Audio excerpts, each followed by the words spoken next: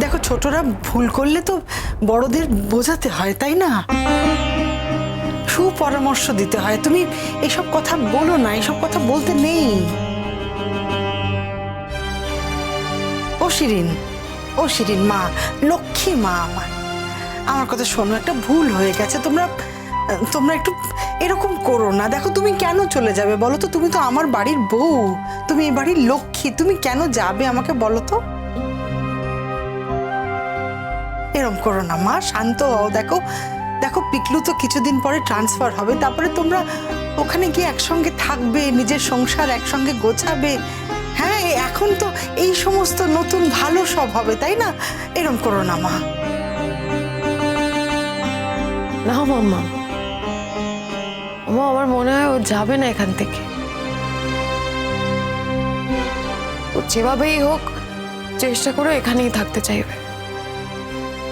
আর সেটা তোমাদের জন্য নয় বা আমার জন্য নয়, সেটা কুট্টির জন্য। পিকলু, আমি তোর বাবা, আমার কথাটা, আমার সম্মানের কথাটা একবারও তোর মনে হলো না? তোর জন্য আমার মাথা নিচু হচ্ছে সবার সামনে।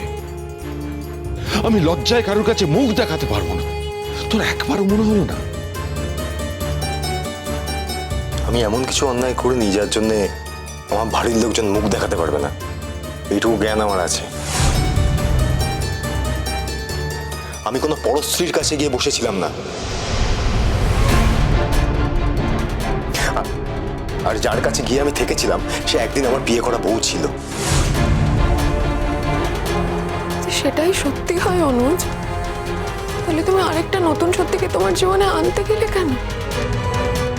কোনো দরকার ছিল না তো। না না, তাহলে তো তুমি এই কথাও বলতে পারো যে তুমি গুড্ডির সঙ্গে থাকতে শুরু করলে, তারপরে বললে যে এক সময় আমার তো বউ ছিল, এখন আমি গুড্ডির সঙ্গে থাকবো। এই কথাগুলো তো কোনো মানে হয় না, না? তোমার যখন গুড্ডির প্রতি এতটাই অনুভূতি রয়ে গেছে, তখন তুমি আমার মেয়েটাকে বিয়ে করতে গেলে কেন? ওর জীবনটাকে এভাবে নষ্ট করলে কেন? আর কোথায় কি অনুভূতি রয়ে গেছে আমি এই নিয়ে একটা শব্দও বলতে চাই না। এগুলো তো অবান্তর কথা।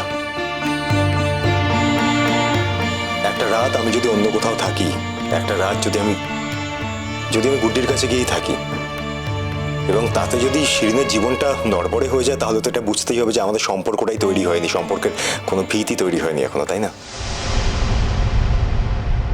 তুমি তো থাকলে, সেটা নিয়ে এখন গবেষণা চলছে। এবার অশান্তি শুরু হবে, অশান্তি চলবেও, হয়তো সারা জীবন তোমাকে এটা নিয়ে কথা শুনতে হবে। কিন্তু সেটা তো তোমার দিক গেল। আর গুড্ডি, মানে গুড্ডির জন্য তুমি কতটা ক্ষতি করলে নিজে বুঝতে পারছো, ভাবতে পারছো? আমি পারছি বৌমনি, বিশ্বাস করো কোনো উপায় ছিল না গো। মিঠেদি, এখন কি তোমার কুট্টির জন্য কষ্ট হচ্ছে? আর কি মানে সঙ্গে এটাও মনে হচ্ছে যে তোমার ভাইয়া যেটা করেছে একদম ঠিক করেছে, তাই না?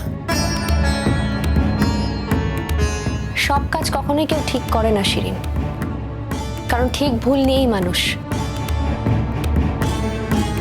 তুমিও তো সব কাজ ঠিক করোনি। যদি তাই হতো তাহলে গুড্ডির সঙ্গে ওর বিয়েটা হয়ে যাওয়ার পরেও জোর করে তুমি সেই বিয়েটা ভেঙে তার মধ্যে ঢুকতে না।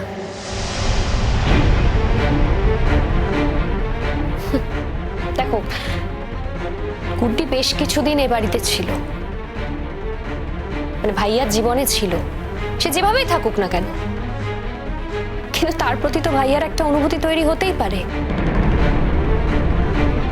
কিন্তু সেটাকে তুমি কখনো মানতে চাওনি, তুমি সবসময় সেটা অস্বীকার করেছো।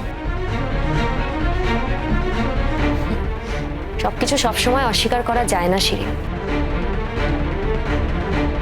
এক্স্যাক্টলি মিঠি, আমাদের সবার যদি গুড্ডির প্রতি মায়া থেকে থাকে, আমরা সবাই যদি গুড্ডির প্রতি কনসার্ন হয়ে থাকি, সেক্ষেত্রে পিকলু যদি গুড্ডির প্রতি কনসার্ন হয়, তাহলে অপরাধটা কোথায় বলো তো? ঠিকই তো।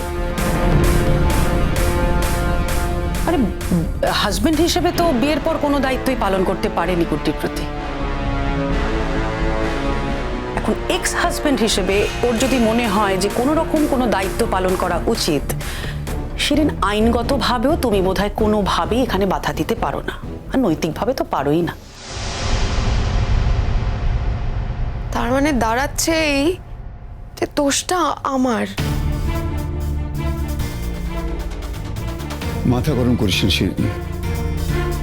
তুই যে ঘটনাকে যেভাবে দেখবি, তুই কোন ঘটনাকে কিভাবে দেখবি, সেটা তোর উপর নির্ভর করে। আর তুই যদি এটাকে সোজা সাপটা দেখিস, পারছি না বাপি, এই ঘটনাটাকে সোজা সাপটা ভাবে দেখতে পারছি না। আর তোমরা কি যাবে আমাকে নিয়ে এখান থেকে, নাকি আমাকে এখন এইসব কথা শুনতে হবে? ভাইয়া প্লিজ তুমি শিরিনকে আটকাও, শিরিনকে চলে যেতে দিও না এভাবে। কোনো লাভ হবে না। না, বরাবরের জন্য তো তুমি চলে যাচ্ছ না শিরিন। বরাবরের জন্য যখন তুমি চলে যেতে পারছোই না, তখন ওই একদিনের জন্য গিয়ে কি লাভ? মানে 2-3 দিনের জন্য চলে যাবে, লাভ কি তাতে? আমার ভাই দোষ করেছে শিরিন। পিকলু যেটা করেছে সেটা ঠিক করেনি, সেটা আমি স্বীকার করছি। মানে এটা অস্বীকার করার কিছু নেই, পিকলুর কাজটা অন্যায়, কিন্তু সে অন্যায়ের দায় কি ওর একার? একটা স্বামী স্ত্রীর মধ্যে, একটা স্বামী স্ত্রীর সম্পর্কের মধ্যে বেসিক যেটা দরকার লাগে সেটা হচ্ছে বিশ্বস্ততা। সেই বিশ্বস্ততাটা তোমাদের মধ্যে নেই, এবং তার একার দায় আমার ভাইয়ের নয়। সেই বিশ্বস্ততার সম্পর্কটাই গড়ে ওঠেনি। যদি থাকতো, যদি সেই মিনিমাম বিশ্বস্ততাটা থাকতো, তাহলে পিকলু অনায়াসে তোমাকে গোটা ঘটনাটা খুলে বলতো। কিন্তু পিকলু বলতে পারেনি, কারণ পিকলু জানে তুমি যে কথায় কথায় গুড্ডিকে বাড়িতে নিয়ে আসো না, এটা পুরোটা উপরে দেখানো, এর মধ্যে কোনো সত্যি নেই।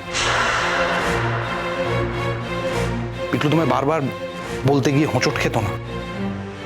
হোঁচটটা খেয়েছে তার কারণ তোমাদের মধ্যে সম্পর্কটায় কোনো বিশ্বাস নেই।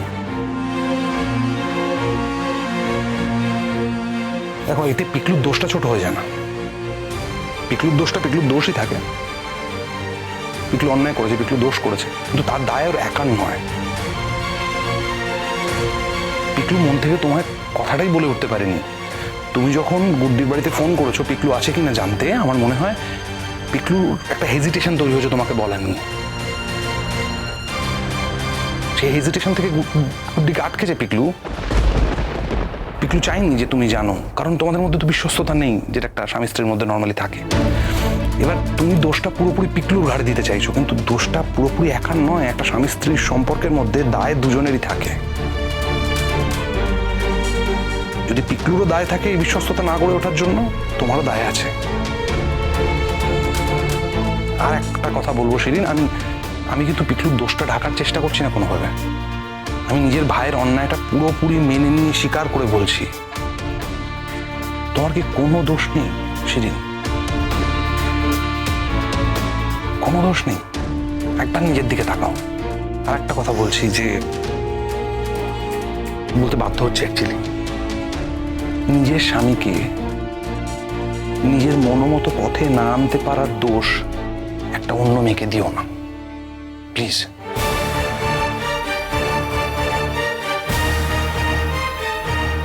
কি ভাবছো দাদা ভাই আমাকে?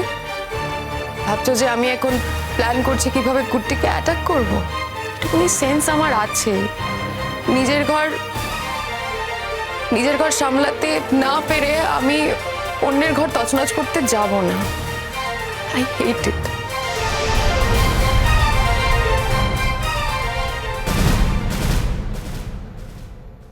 তুমি আমার জীবন থেকে শেষবারের মতো যবে বিদায় নিয়েছো, তারপর থেকেই তোমার জন্য আমার মনের মধ্যে একটা দুর্মর টান অনুভব করি।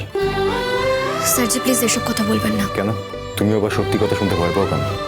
আমি তো একবারও বলিনি তোমার টান আছে, আমি আমার টানের কথা বলেছি। আমার টানের কথা আমি বলতেই পারি। গুড্ডি